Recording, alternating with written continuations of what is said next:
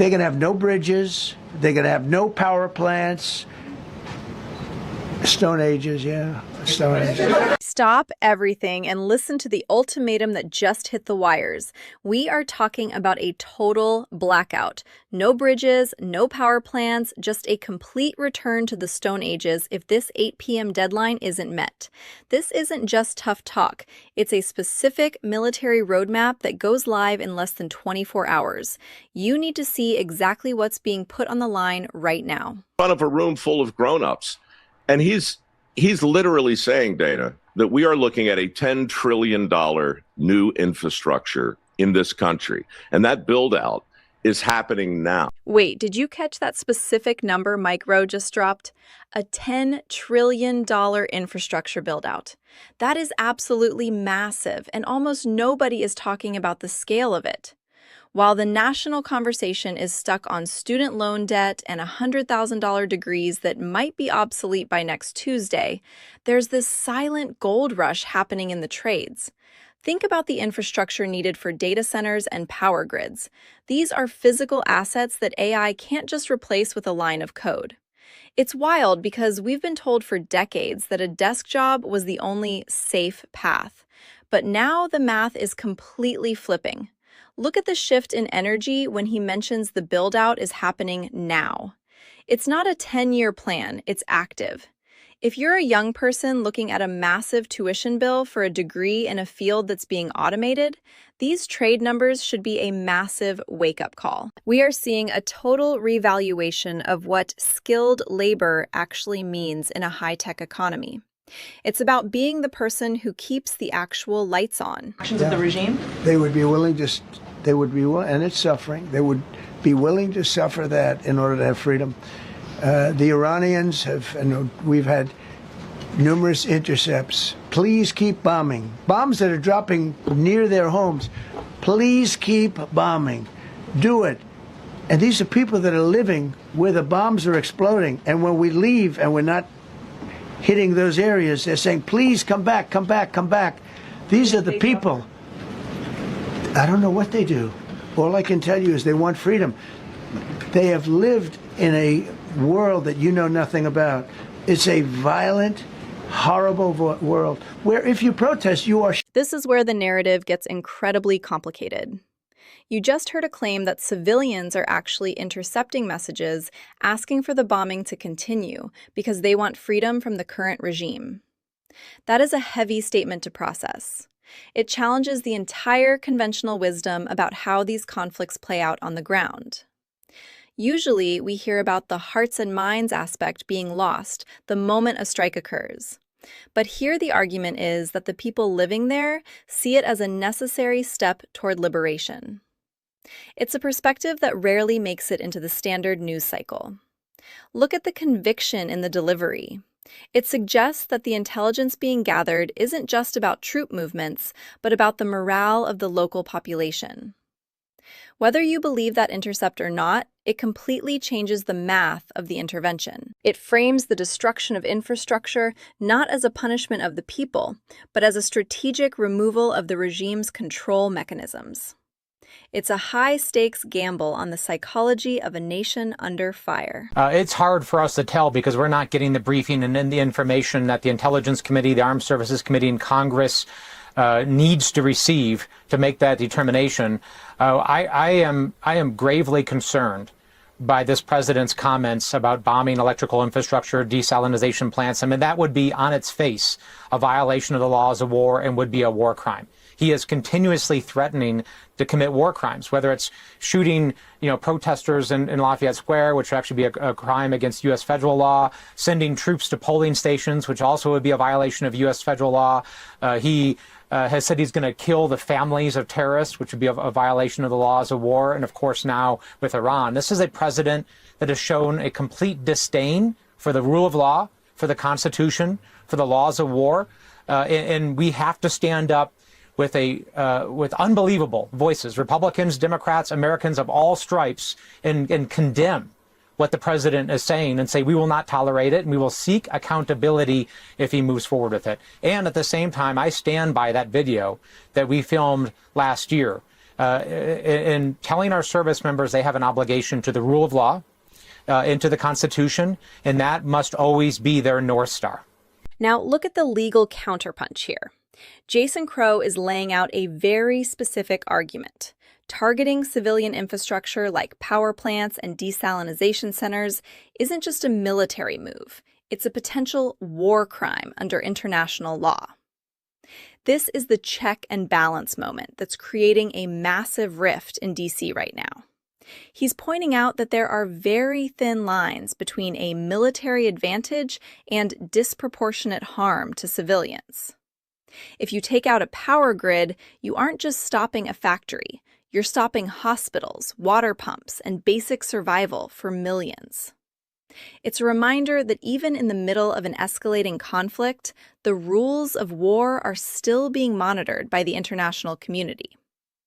Crow is essentially calling for the military's North Star to be the Constitution and the rule of law, even when the orders are coming from the top. It highlights the internal tension between a commander-in-chief's direct threats and the legal obligations of the service members who have to carry them out. It's a legal minefield that could have consequences for decades. Think about gyms. Like you join a gym, you pay a lot of money for the right to go into a building where there's a lot of equipment, and then maybe you use it or maybe you don't. Maybe you get a great trainer or maybe you don't. But at some point, we can do that calculus and then ask ourselves, well, you know what? Is $100 a month too much? Is $50 too much a month? That's what's happening here, except the stakes are much larger. And we're realizing that the act of paying for your degree and attending the school itself is in no way commensurate with the speed with which you might attain enlightenment. It's just the way it is. And now you throw on this preponderance of real opportunities in the real world that don't require that 4-year degree or that crushing cost. The way is clear. The way forward is up. I love this analogy about the gym membership because it perfectly captures the absurdity of the current education market. Think about it. You pay a massive monthly fee for the right to walk into a building and use the equipment. But if you don't actually do the work, or if the trainer is terrible, you've just burned that cash. For years, we've treated a university degree like a golden ticket, where the mere act of attending was supposed to guarantee success. But as Rowe points out, the speed of enlightenment doesn't necessarily match the speed of your tuition payments. We're finally seeing a massive calculus of value happening at kitchen tables all over the country. People are looking at $50,000 or $90,000 a year and asking, what am I actually buying here? If the same enlightenment or skill set can be acquired for a fraction of the cost, or better yet, while getting paid to learn a trade, the old university model starts to look less like a prestige play and more like a bad investment. The widget is simply too expensive for the return it's providing. This preliminary racial equity plan is the first step in developing a whole-of-government approach to tackling that reality. It is a plan that lays out these first steps to solve decades of neglect and discrimination, and it places the work of 45 city agencies within a singular framework.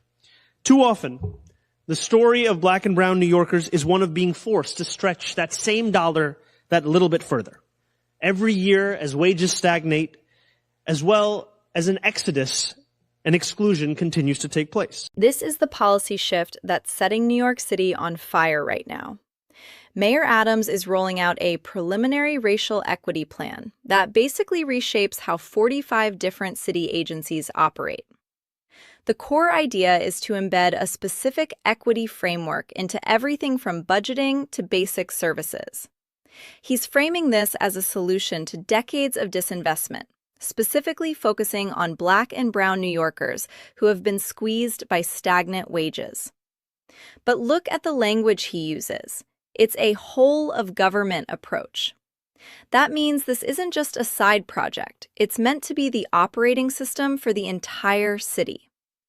For a city like New York, which is already struggling with a massive affordability crisis and an exodus of taxpayers, this is a polarizing move. Critics are looking at this and wondering if the focus is shifting away from merit and efficiency toward identity metrics. It's a bold gamble that social equity can be the primary driver of economic recovery. Whether you agree with it or not, it's a fundamental redesign of how a major metropolis functions at its most basic level.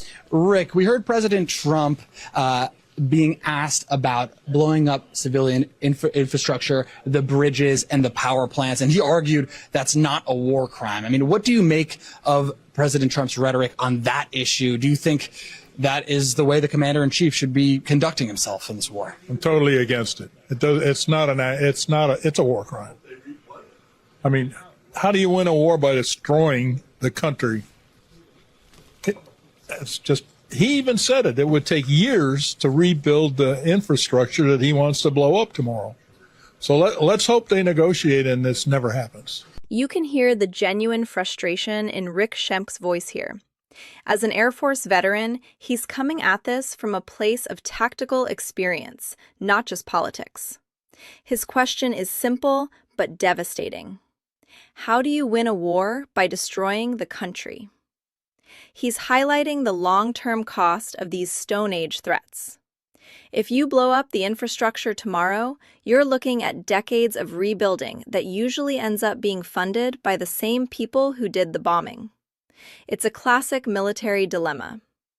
Rick is pushing back on the idea that this is how a commander-in-chief should conduct himself, arguing that the goal should be negotiation, not total annihilation of civilian life support systems. It's a powerful moment because it shows that even within the veteran community, there is no consensus on this strategy. There is a deep-seated fear that we are moving toward a scorched earth policy that leaves no room for a stable peace afterward. It's a warning from someone who has seen the before and after of these conflicts and knows that the rubble stays long after the headlines fade. Your messaging on the war has moved from the war is coming to an end to war going to be bombing Iran to the Stone Ages. Right. And we've heard a range of those kind of messages. So which is it? Are you winding this down or are you escalating? I can't tell you. I don't know. I can't tell you. It depends what they do. This is a critical period. They have a period of, well, till tomorrow at 8 o'clock. I gave them an extension. They asked for an extension of 7 days, right? I said, Steve, give them 10 days. 10 days is up actually today, so I gave them 11, I guess, indirectly. I thought it was inappropriate the day after Easter. I want to be a nice person. They have till tomorrow. Now, we'll see what happens. I can tell you they're negotiating, we think, in good faith. We're going to find out. We're getting the help of some incredible countries that want this to be ended because it affects them also. A lot of people are affected by this. But we're giving them till tomorrow, 8 o'clock Eastern Time. And after that, this clip gives us a rare look into the negotiation phase of a global crisis. You have an 11-day extension that was supposedly granted because it was inappropriate to start a conflict right after Easter. That's a fascinating bit of insight into the personal logic being used at the top. But behind the nice person comments, there is a very real deadline ticking away. The mention of incredible countries helping out suggests a massive back-channel diplomatic effort that we aren't seeing on the nightly news. Everyone is feeling the pressure because a strike of this magnitude doesn't just stay contained. It ripples through global markets and regional stability. It's a classic carrot-and-stick approach. The carrot is the extension and the good faith negotiations. The stick is the looming threat of the Stone Ages if the 8 p.m. deadline passes without a result.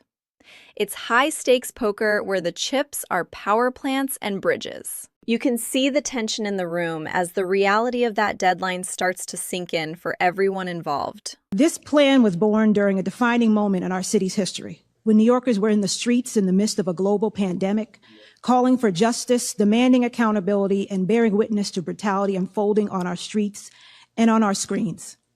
In that moment, our city was asked to reckon with the deep systemic inequities that have long shaped life here and to do better. New Yorkers across all 5 boroughs answered that call. Their voices, their advocacy, and their persistence are what brought us to this moment.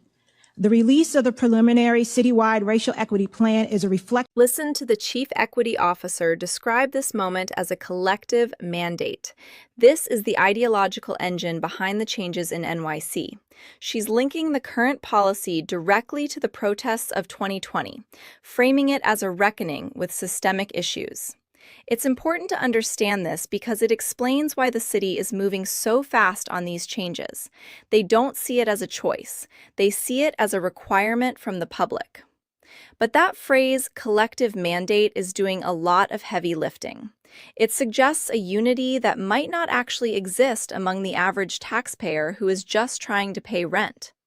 When a city government declares that a document is a commitment rather than just a plan, it signals a permanent shift in priorities.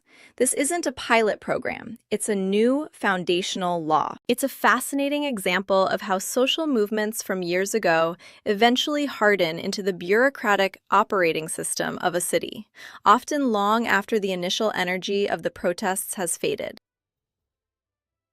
The clock is literally ticking toward that 8 p.m. deadline. Do you think this is a strategic bluff or the start of a total infrastructure war? Drop your take in the comments and let's get into it.